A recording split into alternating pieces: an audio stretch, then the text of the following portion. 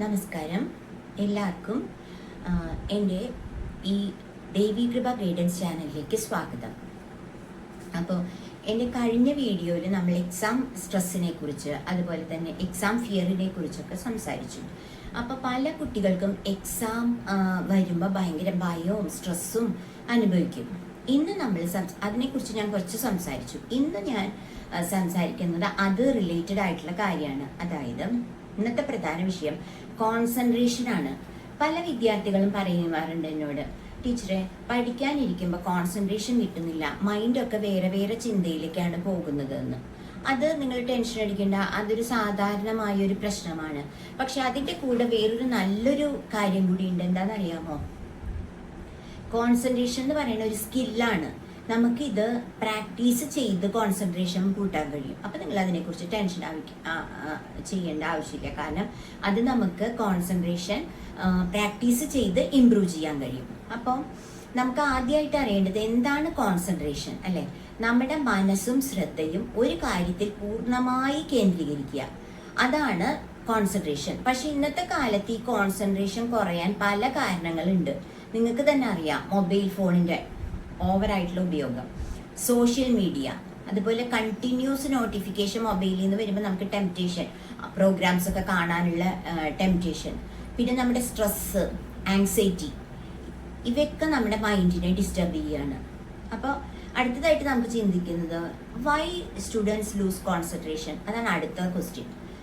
അപ്പോൾ പല കുട്ടികളും എൻ്റെ അടുത്ത് പറയാറുണ്ട്, ടീച്ചറെ പുസ്തകം തുറക്കുമ്പോൾ ഉറക്കം വരുന്നു, അല്ലെങ്കിൽ പഠിക്കാനിരിക്കുമ്പോൾ സഡൻ ഞാൻ പെട്ടെന്ന് എനിക്ക് മൊബൈൽ എടുത്ത് നോക്കാനുള്ള ഒരു ടെൻഡൻസി വരുന്നു. ഇതൊക്കെ എന്താ കാരണം എന്ന് നിങ്ങൾക്കറിയാമോ മക്കളെ? കോൺസെൻട്രേഷൻ ഇല്ലാത്തതാണ് ഇതിന് കാരണം. നമ്മുടെ മൈൻഡിനൊരു സ്വഭാവമുണ്ട്, എപ്പോഴും ഈസിയായ കാര്യങ്ങളിലേക്കാണ് കോൺസെൻട്രേഷൻ പോവുക, ഈസിയായ കാര്യങ്ങളിലേക്കാണ് പോകാൻ ശ്രമിക്കുക. കാരണം എന്താണെന്ന് വെച്ചാൽ പഠനം എന്ന് പറഞ്ഞാൽ ഇത്തിരി കഷ്ടപ്പാടുള്ള കാര്യമാണ്. അതുകൊണ്ട് മൈൻഡ് പലപ്പോഴും ഡിസ്ട്രാക്ഷനിലേക്ക് പോകുന്നു. മനസ്സിലായോ? അപ്പം നമ്മൾ ആ ഡിസ്ട്രാക്ഷൻ ഏതൊക്കെയാണെന്ന് കണ്ടുപിടിച്ച് അതിന് റെമഡിയാണ് കണ്ടുപിടിക്കേണ്ടത്. അപ്പോൾ ഞാൻ 5 ടിപ്സ് പറഞ്ഞുതരാം, സിമ്പിളായിട്ടുള്ള. ഇത് ഫോളോ ചെയ്താൽ കോൺസെൻട്രേഷൻ ഒരു പരിധി വരെ ഇമ്പ്രൂവ് ചെയ്യാൻ കഴിയും. അപ്പം ഞാൻ ഫസ്റ്റ് പറയുന്നത് സ്റ്റഡി പ്ലേസ് ആണ്. നിങ്ങൾ പഠിക്കാനിരിക്കുന്ന ഒരു സ്റ്റഡി പ്ലേസ് ഉണ്ടല്ലോ, അതെന്നും ഒരു ഫിക്സഡ് പ്ലേസ് ആകണം.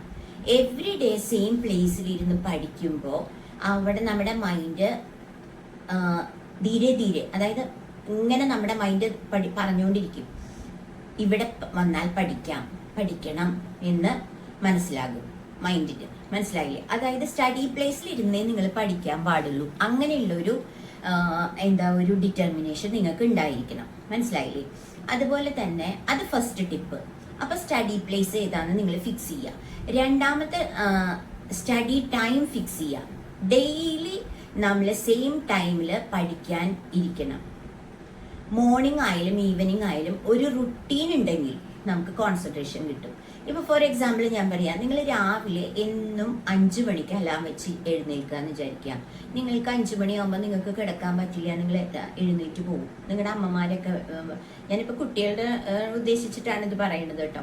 അപ്പം നിങ്ങളുടെ അമ്മമാരൊക്കെ അലാം വെച്ചിട്ട് രാവിലത്തെ ജോലിയൊക്കെ തീർക്കണം, അല്ലെങ്കിൽ ജോലിക്ക് പോകണമെന്നുണ്ടെങ്കിൽ 5 മണിക്ക് അലാം വെക്കും. അവർ 1-2 മാസം അലാം വെച്ചാൽ പിന്നെ അവർക്ക് 5 മണിക്ക് അലാം വെക്കണ്ട. നമ്മൾ എന്താ പറയുക, ആ ഒരു റുട്ടീനിൽ നമ്മൾ പോവും, നമ്മൾ എഴുന്നേറ്റ് പോവുക 5 മണിയാകുമ്പോൾ. അതേപോലെ തന്നെയാണ് ഈ സ്റ്റഡി ടൈമും അതുപോലെ സ്റ്റഡി പ്ലേസും ഫിക്സഡ് ആക്കി വെച്ച് കഴിഞ്ഞാൽ നിങ്ങൾക്ക് അവിടേക്ക് വന്നിരുന്ന് പഠിക്കണം എന്നുള്ള ആ ഒരു ചിന്ത വരും. പിന്നെ മൂന്നാമത്തെ മെയിൻ ആയിട്ടുള്ള കാര്യം മൊബൈൽ കൺട്രോളാണ്. അപ്പോൾ പഠിക്കുമ്പോൾ എപ്പോഴും സൈലന്റിൽ മൊബൈൽ വെക്കുക, സൈലന്റ് മോഡിൽ വെക്കുക. കാരണം ഇപ്പം മിക്ക കുട്ടികൾക്കും മൊബൈലുണ്ട്. അതിൽ നല്ല കാര്യങ്ങളും ഉണ്ട്, പഠിക്കാനുള്ള കാര്യങ്ങളും ഉണ്ട്. അതുപോലെ തന്നെ നമ്മുടെ നമ്മളെ ഒരു വെറുതെ വേസ്റ്റ് ടൈം ആക്കാനുള്ള സംഭവം ഉണ്ട് മൊബൈലിൽ. അപ്പം നമ്മളെപ്പോഴും പഠിക്കുന്ന സമയത്തെങ്കിലും ആ ഒരു മൊബൈല് സൈലന്റിൽ വെക്കുക. അപ്പം നമുക്കൊരു ഡിസ്ട്രാക്ഷൻ ഉണ്ടാവില്ല. അത് മാത്രമല്ല, ഈ മൊബൈല് ഈ സ്റ്റഡി ടേബിളിൽ നിന്ന് കുറച്ച് അങ്ങോട്ട് ദൂരെ മാറ്റി വെക്കുക. പഠിത്തം കഴിഞ്ഞിട്ട് ഞാൻ ഹാഫ് ആൻ അവർ ആണ് പഠിക്കണമെങ്കിലും ആ ഹാഫ് ആൻ അവർ വേറൊരു ഡിസ്ട്രാക്ഷനും വരാത്ത രീതിയിൽ ഇരുന്ന് പഠിക്കണം. അപ്പം ആ മൊബൈൽ കുറച്ച് നേരത്തേക്ക് അമ്മയുടെ കയ്യിൽ ഏൽപ്പിക്കുക, അല്ലെങ്കിൽ അച്ഛൻ്റെ കയ്യിൽ ഏൽപ്പിക്കുക കേട്ടോ. അപ്പം അങ്ങനെ മാറ്റി വെക്കുക. പിന്നെ വേറൊരു പ്രധാന ഒരു കാര്യമുണ്ട്, ഒരു സ്മോൾ ബ്രേക്ക് എടുക്കണം. എന്ന് വെച്ചാൽ എപ്പോഴും ബ്രേക്ക് എടുക്കാനല്ല കേട്ടോ, കണ്ടിന്യൂസ് ആയി 2 മണിക്കൂർ പഠിക്കാൻ ശ്രമിക്കേണ്ട. ഒരു 25 മിനിറ്റ് ബ്രേക്ക് എടുക്കുക. അല്ല സോറി, 25 മിനിറ്റ് പഠിക്കുമ്പോൾ 5 മിനിറ്റ് ബ്രേക്ക് എടുക്കുക. 25 മിനിറ്റ് നിങ്ങൾ പഠിക്കാനിരിക്കുകയാണെങ്കിൽ 5 മിനിറ്റ് ബ്രേക്ക് എടുക്കുക. ഇത് നമ്മുടെ മൈൻഡിനെ റിഫ്രഷ് ചെയ്യാൻ പറ്റും. ആ സമയത്ത് നിങ്ങൾക്ക് വീട്ടിൽ അമ്മയുടെ അടുത്തോ കിച്ചണിൽ പോയി 2 കൊച്ചു വർത്താനം പറയുക, കുറച്ച് വെള്ളം കുടിക്കുക, ഇങ്ങനെയൊക്കെ ചെയ്ത് വരുമ്പോൾ നമ്മളൊന്നും കൂടി എന്താവും, ഒന്ന് ഫ്രഷ് ആവും. എന്നിട്ട് നിങ്ങൾ പഠിക്കാൻ തുടങ്ങുക. അപ്പം 4 ഞാൻ പറഞ്ഞു കഴിഞ്ഞു കേട്ടോ. ഇനി 5-മത്തെ, ഒരു പോസിറ്റീവ് മൈൻഡ് സെറ്റ് ഉണ്ടാക്കുക. പോസിറ്റീവ് മൈൻഡ് സെറ്റ്, അതായത് എനിക്ക് കോൺസെൻട്രേഷൻ ഇല്ല എന്ന് നമ്മൾ റിപ്പീറ്റ്ലി പറയുന്നത് മൈൻഡിനെ നെഗറ്റീവ് ആക്കും. നമുക്ക് നെഗറ്റീവ് തോട്ട്സ് ഒന്നും വേണ്ട. നമ്മൾ നല്ല കുട്ടികളാവാൻ വേണ്ടിയിട്ടാണ് കോൺസെൻട്രേഷൻ കൂട്ടി നമുക്ക് നല്ല മാർക്ക് സ്കോർ ചെയ്യാൻ വേണ്ടിയിട്ടാണ് നമ്മൾ പഠിക്കണത് അല്ലേ. അപ്പം നമ്മൾ നല്ല കുട്ടിയാണെന്ന് മനസ്സിൽ വിചാരിച്ചാൽ എനിക്ക് സ്ലോലി കോൺസെൻട്രേഷൻ ഇമ്പ്രൂവ് ചെയ്യാൻ കഴിയും എന്ന് ഒരു മൈൻഡ് സെറ്റ് നിങ്ങൾ ക്രിയേറ്റ് ചെയ്യുക. മനസ്സിലായില്ല മക്കളെ? അതായത് നമ്മൾ എപ്പോഴും പോസിറ്റീവായിട്ട് പോസിറ്റീവായിട്ട് തിങ്ക് ചെയ്യുക. മനസ്സിലായില്ലേ?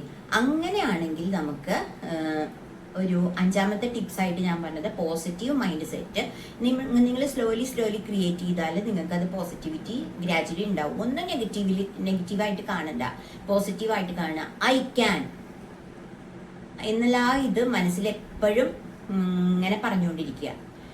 പിന്നെ ഈ കോൺസെൻട്രേഷൻ എന്ന് പറയുന്നത് ഞാൻ പറഞ്ഞില്ലേ, ഒരു സ്കില്ലാണ്. അത് ഒരു ദിവസം കൊണ്ട് വരില്ല. അതായത് പ്രാക്ടീസ് ചെയ്യുക നമ്മൾ. Concentration practice make concentration stronger. ഞാൻ പറഞ്ഞു കോൺസെൻട്രേഷൻ എന്ന് പറയുന്ന ഒരു സ്കില്ലാണ്. അത് practice make concentration stronger. Every day ചെറിയ ചേഞ്ച് ഉണ്ടാക്കിയാൽ നിങ്ങളുടെ ഫോക്കസ് ഡെഫിനറ്റ്ലി ഇംപ്രൂവ് ആവും. എല്ലാ ദിവസവും ചെറിയ ചേഞ്ചസ് ഉണ്ടാക്കിയാൽ നമ്മുടെ ഈ ശീലങ്ങളില്ലേ, ചീത്ത ശീലങ്ങളൊക്കെ കുറച്ച് ചേഞ്ച് ചെയ്താൽ നമുക്ക് എന്തായാലും നിങ്ങളുടെ ഫോക്കസ് ഡെഫിനറ്റ്ലി ഇംപ്രൂവ് ആവും. കോൺസെൻട്രേഷൻ ഇംപ്രൂവ് ആവും. കാരണം അത് സ്കില്ലാണ്. മനസ്സിലായില്ലേ? പിന്നെ അടുത്തത് ഞാൻ നെക്സ്റ്റ് വീഡിയോയിൽ സംസാരിക്കാൻ പോകുന്നത് എന്താണെന്ന് വെച്ചാൽ നിങ്ങളുടെ സ്റ്റഡി പ്ലാനിങ്ങും ആ ടൈം മാനേജ്മെന്റിനെ കുറിച്ചാണ്. അപ്പോൾ അത് നിങ്ങൾക്ക് ഹെൽപ്ഫുൾ ആവും. ഇപ്പം ഇന്നത്തെ ഈ വീഡിയോ നിങ്ങൾക്ക് ഇഷ്ടപ്പെട്ടു എന്ന് തോന്നിയാൽ നിങ്ങൾ ഈ ചാനൽ ലൈക്ക് ചെയ്യാനും അതുപോലെ തന്നെ സബ്സ്ക്രൈബ് ചെയ്യാനും മറക്കരുതേ മക്കളെ. Thank you, take care. അപ്പോൾ നിങ്ങൾ ഞാൻ പറഞ്ഞ ഈ ടിപ്സൊക്കെ ഫോളോ ചെയ്തിട്ട് നിങ്ങൾക്ക് എന്തെങ്കിലും ഡൗട്ടൊക്കെ ഉണ്ടെങ്കിൽ നിങ്ങൾക്ക് എൻ്റെ അടുത്ത് കമൻറ്റ് ബോക്സിൽ കൂടെ ചോദിക്കാം. അപ്പോൾ അടുത്ത ദിവസം നിങ്ങൾക്ക് ആവശ്യമായൊരു നല്ലൊരു വീഡിയോ ആയി വരുന്നത് വരെ നന്ദി, നമസ്കാരം.